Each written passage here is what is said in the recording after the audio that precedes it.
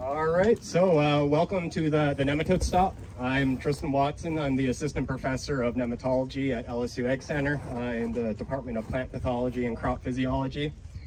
So for a lot of you, I'm probably one of the newer faces around here. This is my first sugarcane field day. I started in 2020, so of course during the pandemic, and now I'm here.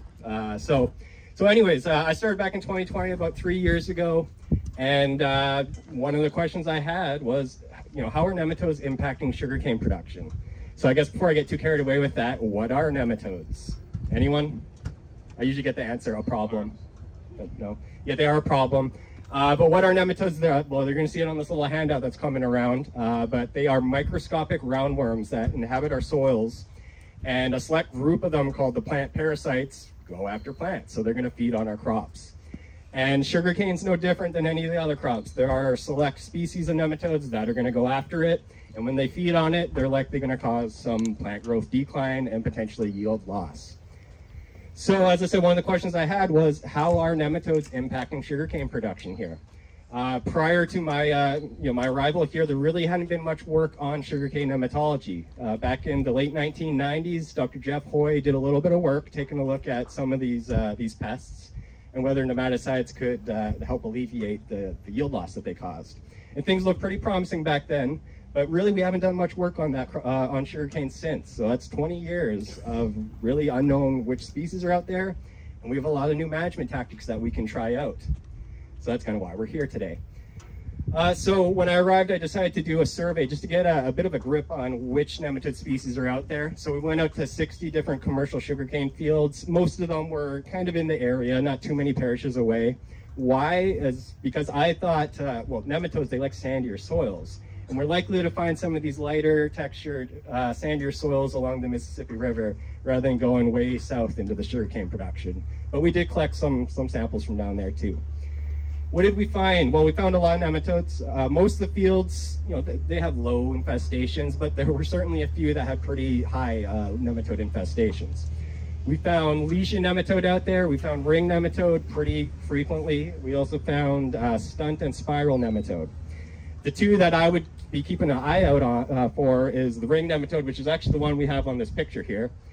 This is what we'd call an ectoparasite. It basically latches onto the outside of your roots, and then it uses this needle-like structure that's in its mouth that you might be able to see. It's like a hypodermic needle, and it's going to jab it into the roots and then start sucking out the nutrients from your plant. That's our ectoparasite ring nematode, and we do have that nematode in pretty moderate infestation over in this field behind me. We also found a lot of fields with lesion nematode, and that's one that I'd say you really need to watch out for. So lesion nematode is a migratory endoparasite. What that means is it's going to migrate, it's going to move around, and it's going to go inside your roots. So it's going to feed on your roots inside the root system and cause these necrotic lesions. What happens? Your roots essentially get leaky. Other pathogens are going to come in there and utilize that. So you're going to get predisposition to fungal pathogens and bacterial pathogens, and even oomycetes as well. So it's kind of this disease complex that we have going on with lesion nematode and these other pathogens. I guess we got a drone above us. Cool. Anyways, distraction. All right, so that's what we had out there in the field. So our next question was, well, what's the yield loss associated with these nematodes? How damaging are they on sugarcane? So we went out to 7 of those sites that had really high nematode populations, collected the soil, brought it back to the Plant Material Center in Baton Rouge, and we just did a simple greenhouse experiment. We planted sugarcane in the soil, and then we tried a couple different nematicides that we have at our disposal, or had, I should say. One was mocap, kind of an older nematicide developed back in the 60s, actually as an insecticide, but also nematicidal activity.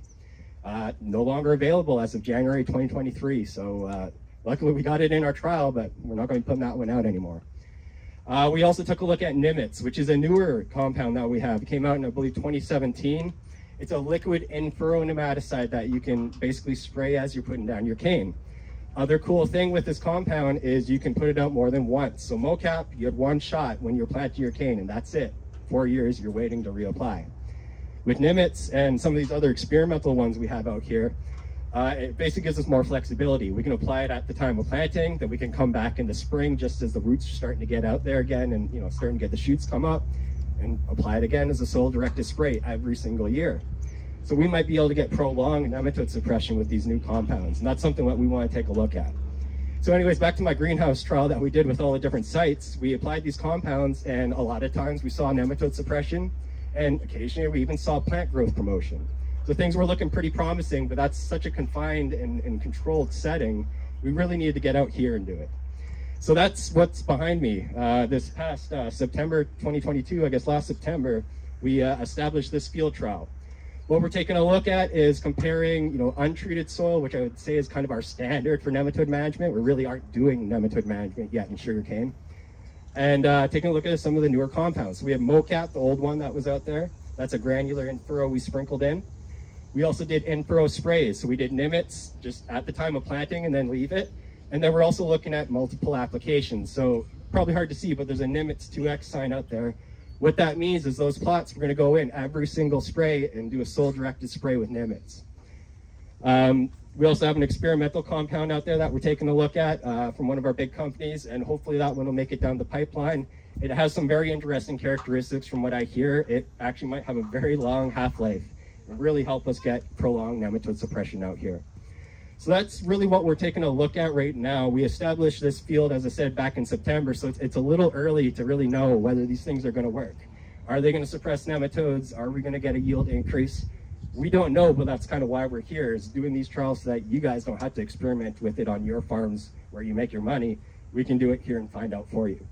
So this is my Master of Science student, Iris Aguilera. She's working on this project for her thesis work.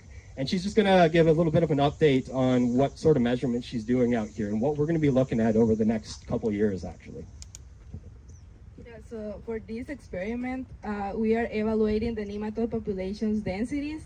So for this, we took soil samples in different dates, at planting, in mid-season, and at harvest, to see if there are differences in the nematode population, if they increase or decrease with the different treatments. We also took root samples to see if the lesion nematode is present, because as Dr. Watson mentioned, this nematode is found inside the roots. So we took the roots, we see if there is any damage for nematodes, and also look for lesion nematode or any other endoparasite nematode. For the plant growth, we just count the number of shoots, and we also are measuring the shoot height to see if there is differences in early growth with this crop. And also, we are going to evaluate if there are differences in yield between treatments. So the principal objective of this project is to see if the nematicides reduce the nematode densities and also if they improve yield. But at this time, it is still early to say that they work or they don't. So we hope that next year we can share with you our findings about the importance of nematode management in sugarcane. Perfect, thanks, Iris. Yeah, so that kind of summarizes what I was going to say as well. I mean, really at this point, it's kind of a preview. This is our snapshot of what we have going on here. Hopefully within the next year, we'll really know, what sort of damage are we getting with these nematodes, and is it even possible to actually control them? So with that, I think that's all the points we wanted to make. So I'm going to open it up for any questions in the audience about nematode management or just nematodes in general. Any questions? Right there. I got one right there, and then we'll go over here. Yeah, great question. What are the symptoms? And that's the second time I forgot to say that, and I've had to double back with the second group again. Yes, symptoms of nematodes. Very generic, okay? So with the nematodes that we're dealing with in sugarcane above ground, all you're really going to see is symptoms that resemble nutrient deficiencies and water drought stress, basically. Why? It's because these plants can't access the nutrients that are in the soil or the water in the soil because they're so heavily parasitized by the nematodes. So a lot of times in a sugarcane field, we don't really see a lot of obvious above ground symptomology. You don't see any obvious browning of the leaves or anything like that, unless you're in very severe infestations. And I want to emphasize that. There are a couple sugarcane fields in Louisiana that have what's called the root knot nematode. We haven't really found it widespread in sugarcane production, but there's a few. And in that case, you probably will see some pretty obvious above ground damage. What you're going to see in a root knot nematode site, stunting, very localized, hot spots, as we like to call them. This big area in your field where you're getting poor growth, despite doing proper nutrient applications and adequate water in the area, which usually isn't a problem in sugarcane. So that's with root knot nematode. The other thing, if you think you have that, just easy diagnosis is pull up some roots. I know it's kind of hard with a sugarcane. Dig in some roots. It's not like soybean. Dig out some roots, take a look at them. You'll see galling if you have root knot nematode, these growths in your root system. As I said, I haven't come across root knot nematode a whole lot in sugarcane, but it is out there. It's known to be out there. But the main ones that you're going to need to be watching out for are the ring nematode and the lesion nematode. Problem with those ones, as I say, not obvious above ground symptomology, so it really emphasizes using nematode diagnostic services. So at LSU Egg Center, we have the Nematode Advisory Service. We can take your soil samples, we can extract the nematodes out, we can look and see which species you have, and we can let you know whether they're likely to be above the damage threshold or not. And then we can recommend management practices. And in sugarcane, a lot of the other crops around the state have really started to utilize this service. With sugarcane, that's why I'm here today, is to get the word out. We're starting to see more samples come in over the past couple of years, but prior to that, there really hadn't been a lot of sugarcane samples. And I think really what's going on is a lot of people don't know that they have nematode problems because it's really not obvious. If you don't pull soil samples, you're not going to know if you have a nematode problem. And ultimately, that's the whole point of this project. It's to either demonstrate, the extent of nematode damage and whether you can manage them. Other questions? That was a good one. I see one right there.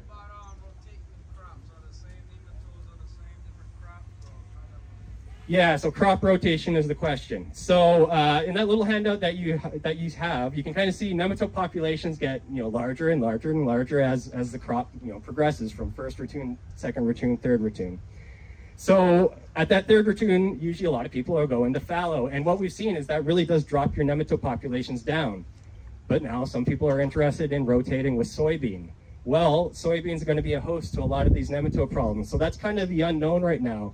If you rotate with soybean rather than going to fallow, are you going to keep those nematode populations at a high level and then be planting your sugarcane into a hot spot, if you want to call it that?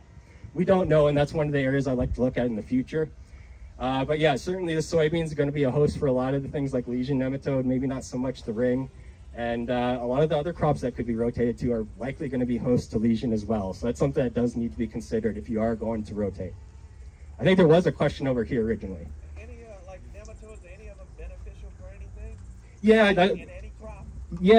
that's a good question. So when we talk about nematodes, we assume they're all bad. Well, that's just a group of them called the plant parasitic nematodes.